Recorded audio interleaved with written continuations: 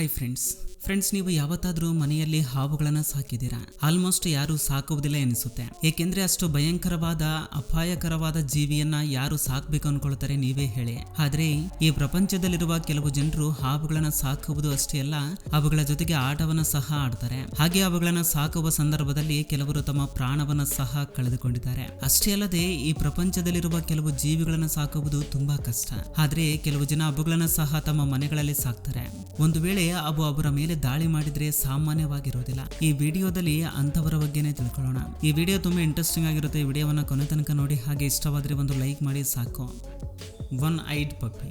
Friends, ಇಂತಹ ಪಪ್ಪಿಯನ್ನ ನಿಮ್ಮ ಜೀವನದಲ್ಲಿ ನೋಡಿರುವುದಿಲ್ಲ.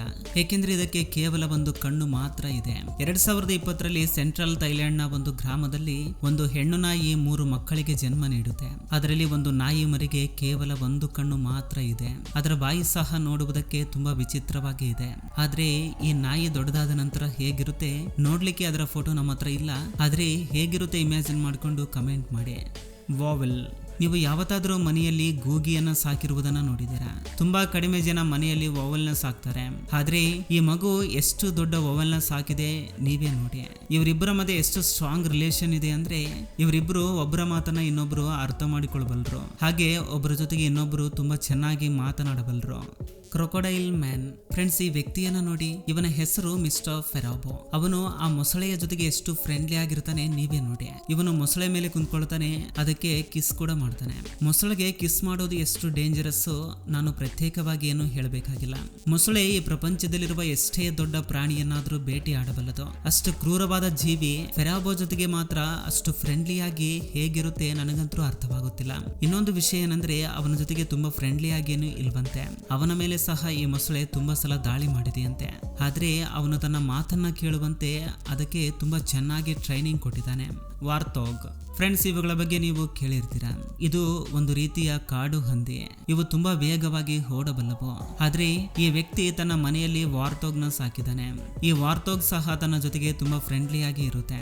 ಅದು ಮಲ್ಕೊಳ್ಬೇಕು ಅನ್ಕೊಂಡ್ರೆ ಆತನ ಬೆಡ್ ಮೇಲೆ ಮಲ್ಕೊಳ್ಳುತ್ತೆ.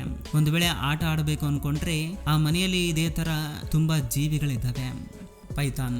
ಫ್ರೆಂಡ್ಸ್, ಈ ಪೈಥಾನ್ ಹಾವು ಎಷ್ಟು ಡೇಂಜರಸ್ ಆಗಿರ್ತವೆ ಅಂದ್ರೆ ಒಂದು ವೇಳೆ ಅದು ಯಾವುದಾದ್ರೂ ಜೀವಿಯನ್ನ ಹಿಡಿದುಕೊಳ್ತು ಅಂದ್ರೆ ಅದರ ಮೂಳೆಯನ್ನ ಮುರಿದು ತಿನ್ನೋವರೆಗೂ ಬಿಡುವುದಿಲ್ಲ. ಆದ್ರೆ ಈ ಸಣ್ಣ ಮಗು ಈ ಎಲ್ಲೋ ಪೈಥಾನ್ ಜೊತೆಗೆ ಜೀವಿಸ್ತಾ ಇದೆ. ಅದರ ಜೊತೆಗೆ ಆಟವಾಡುತ್ತೆ, ಅದರ ಜೊತೆಗೇನೆ ಕುಳಿತುಕೊಳ್ಳುತ್ತೆ, ಅದರ ಜೊತೆಗೇನೆ ಊಟ ಮಾಡುತ್ತೆ. ಒಂದು ವೇಳೆ ಆ ಮಗು ಹೊರಗೆ ಹೋಗಬೇಕು ಅಂದ್ರೂ ಕೂಡ ತನ್ನ ಜೊತೆಗೆ ಈ ಪೈಥಾನ್ ನ ತೆಗೆದುಕೊಂಡು ಹೋಗುತ್ತೆ. ಈ ಮಗುವನ್ನ ಅದು ಏನೂ ಮಾಡುವುದಿಲ್ಲ. ಆದ್ರೆ ಇಂತಹ ಅಪಾಯಕಾರಿ ಜೀವಿಗಳ ಜೊತೆಗೆ ದೂರ ಇರೋದು ತುಂಬಾ ಒಳ್ಳೆಯದು. ಅದರ ಬಿಹೇವಿಯರ್ ಯಾವಾಗ್ಲಾದ್ರೂ ಬದಲಾಗಬಹುದು. ಒಂದ್ಸಲ ಇದನ್ನ ನೋಡಿ. ಈ ಮಹಿಳೆ ಆ ಪೈಥಾನ್ ನ ಆ ಕೇಜ್ ನಿಂದ ಹೊರ ತೆಗೆಯುವಾಗ ಆಕೆಯ ಮೇಲೆ ಹೇಗೆ ದಾಳಿ ಮಾಡಿ ಆಕೆಯನ್ನ ಸುತ್ತಕೊಳ್ಳುತ್ತೆ ನೀವೇ ನೋಡಿ. ಪ್ರೆಸೆಂಟ್ಲಿ ಈ ಪೈಥಾನ್ ಸಣ್ಣದಾಗಿದೆ, ಸರಿ ಹೋಯ್ತು. ಒಂದು ವೇಳೆ ಈ ಪೈಥಾನ್ ದೊಡ್ಡದಾಗಿದ್ರೆ ಆಕೆಯ ಪರಿಸ್ಥಿತಿ ಹೇಗಿರ್ತಾ ಇತ್ತು ಒಮ್ಮೆ ಇಮ್ಯಾಜಿನ್ ಮಾಡ್ಕೊಳ್ಳಿ. ಹಾಗಾದ್ರಿಂದ ತಪ್ಪಿಸ್ಕೊಳ್ಳೋದಕ್ಕೂ ಆಗುದಿಲ್ಲ. Brutus the beer. ಫ್ರೆಂಡ್ಸ್, ನಿಮಗೆ ಕರಡಿ ಎಷ್ಟು ಅಪಾಯಕಾರಿನೋ ನಿಮ್ಮೆಲ್ರಿಗೂ ಗೊತ್ತಿರುತ್ತೆ. ಆದ್ರೆ ಕೇಸಿ ಹ್ಯಾಂಡರ್ಸನ್ ಅನ್ನೋ ಈ ವ್ಯಕ್ತಿ ಒಂದು ಕರಡಿಯನ್ನ ತನ್ನ ಮನೆಯಲ್ಲಿ ಸಾಕೊಂಡಿದ್ದಾನೆ. ಅವನು ಅದರ ಹೆಸರನ್ನ ಬ್ರೂಟಸ್ ಅಂತ ಇಟ್ಟಿದ್ದಾನೆ. ಅದರ ಭಾರ 400 kgಗಿಂತ ಹೆಚ್ಚಿದೆ. 400 kg ಭಾರ ಇರುವ ಒಂದು ಜೀವಿಯನ್ನ ಮನೆಯಲ್ಲಿ ಸಾಕುವುದಂದ್ರೆ ತುಂಬಾ ಕಷ್ಟವಾದ ಕೆಲಸ. ಅಂಥದ್ರಲ್ಲಿ ಅವನು 400 kg ಭಾರವಿರುವ ಕ್ರೂರವಾದ ಜೀವಿಯನ್ನ ಮನೆಯಲ್ಲಿ ಸಾಕೊಂಡಿದ್ದಾನೆ. ಅದಕ್ಕೆ ಯಾವ ರೀತಿ ಟ್ರೈನಿಂಗ್ ಕೊಟ್ಟಿದ್ದಾನೆ ಅಂದ್ರೆ ಆ ಕರಡಿ ಆ ವ್ಯಕ್ತಿ ಏನ್ ಹೇಳಿದ್ರು ಮಾಡುತ್ತೆ. ನಿಜಕ್ಕೂ ಆ ಕರಡಿ ಅವನ ಮನೆಯಲ್ಲಿ ಒಬ್ಬ ಸದಸ್ಯನಾಗಿ ಬಿಟ್ಟಿದೆ. ಎಲ್ರು ಊಟ ಮಾಡ್ಲಿಕ್ಕೆ ಕುಳಿತುಕೊಂಡಿದ್ರೆ ಅದು ಸಹ ಒಂದು ಚೇರ್ ಮೇಲೆ ಕುಳಿತುಕೊಳ್ಳುತ್ತೆ. ಅಷ್ಟೇ ಅಲ್ಲದೆ ಅದನ್ನ ಕಾಡಿನಲ್ಲಿ ಸುತ್ತಾಡ್ಲಿಕ್ಕೆ ಕರೆದುಕೊಂಡು ಸಹ ಹೋಗ್ತಾರೆ. ಬ್ಯಾಡ್ಜರ್. ಈ ಬ್ಯಾಡ್ಜರ್ ಕೂಡ ಪ್ರಪಂಚದಲ್ಲಿ ಅತ್ಯಂತ ಅಪಾಯಕಾರಿ ಜೀವಿಗಳಲ್ಲಿ ಒಂದು. ಇಲ್ಲಿ ನೋಡ್ತಾ ಇರುವ ಈ ಮಹಿಳೆ ತನ್ನ ಮನೆಯಲ್ಲಿ ತುಂಬಾ ಬ್ಯಾಡ್ಜರ್ಸ್ ಗಳನ್ನ ಸಾಕಿದ್ದಾಳೆ. ಇವುಗಳಿಗೆ ಏನಾದ್ರೂ ಇರಿಟೇಷನ್ ಎನಿಸಿದ್ರು, ಏನಾದ್ರೂ ಅಬ್ನಾರ್ಮಲ್ ಎನಿಸಿದ್ರು ಇವು ತಕ್ಷಣ ಅಟ್ಯಾಕ್ ಮಾಡ್ತವೆ.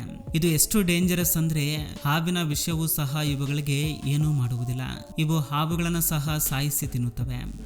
ಹೈನಾ. ಫ್ರೆಂಡ್ಸ್, ನೀವು ಹೈನಾ ಬಗ್ಗೆ ಕೇಳಿರ್ತೀರಾ. ಹೈನಾ ಪ್ರಪಂಚದಲ್ಲಿ ಅತ್ಯಂತ ಡೇಂಜರಸ್ ಆನಿಮಲ್ಸ್ ಗಳಲ್ಲಿ ಒಂದು. ಇಂತಹ ಜೀವಿಗಳನ್ನ ಮನೆಗಳಲ್ಲಿ ಸಾಕೊಳ್ಳಬೇಕು ಅಂತ ಯಾರು ಅನ್ಕೊಳ್ಳೋದಿಲ್ಲ. ಆದ್ರೆ ಬ್ರೆನ್ ಹೆನ್ ಅಂತಹ ಕೆಲವು ವಿಚಿತ್ರ ಜನಗಳು ಮಾತ್ರ ಈ ಕೆಲಸವನ್ನ ಮಾಡಬಲ್ರು. ಹೈನಾ ಸಣ್ಣದಾಗಿದ್ದಾಗ ಸಾಕೊಳ್ಳೋದು ಪರವಾಗಿಲ್ಲ. ಆದ್ರೆ ಅದು ದೊಡ್ಡದಾದ ನಂತರ ಸಾಕೊಳ್ಬೇಕು ಅನ್ಕೊಳ್ಳೋದು ಅದು ಅವನ ಜೀವನದಲ್ಲಿ ಮಾಡುವ ಅತಿ ದೊಡ್ಡ ತಪ್ಪಾಗುತ್ತೆ. ಈ ಹೈನಾ ದೊಡ್ಡದಾದ ನಂತರ ಅವನ ಮೇಲೆ ತುಂಬಾ ಸರಿ ದಾಳಿ ಮಾಡಿದೆಯಂತೆ. ಆದ್ರೆ ಅದನ್ನ ಕಾಡಿನಲ್ಲಿ ಬಿಡದೆ ಅದಕ್ಕೆ ಅದಕ್ಕೆ ಇನ್ನೂ ತುಂಬಾ ಚೆನ್ನಾಗಿ ಟ್ರೈನಿಂಗ್ ಕೊಡ್ತಾನೆ. ಪ್ರೆಸೆಂಟ್ಲಿ ಇವರಿಬ್ರು ಒಳ್ಳೆ ಸ್ನೇಹಿತರಂತೆ ಇದ್ದಾರೆ. ಆದ್ರೆ ಹೈನಾ ಯಾವ ಸಮಯದಲ್ಲಿ ಅದರ ಬುದ್ಧಿ ಬದಲಾಗುತ್ತೆ ಯಾರಿಗೂ ಗೊತ್ತಿಲ್ಲ. ಟಾಟಾಯ್ಸ್.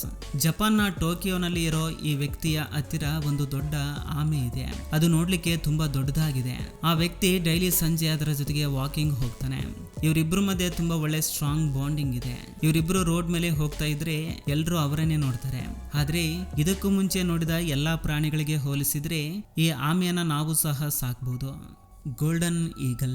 ಫ್ರೆಂಡ್ಸ್, ಪಕ್ಷಿಗಳ ಜಾತಿಯಲ್ಲಿ ಅತ್ಯಂತ ಡೇಂಜರಸ್ ಪಕ್ಷಿ ಯಾವುದು ಅಂತ ಕೇಳಿದ್ರೆ ಅದುವೇ ಈಗಲ್ಸ್. ಈ ಈಗಲ್ಸ್ ನಲ್ಲೂ ಸಹ ತುಂಬಾ ಪ್ರಜಾತಿಗಳಿದಾವೆ. ಅದರಲ್ಲಿ ಅತ್ಯಂತ ಡೇಂಜರಸ್ ಜಾತಿಯ ಹೆಸರು ಗೋಲ್ಡನ್ ಈಗಲ್.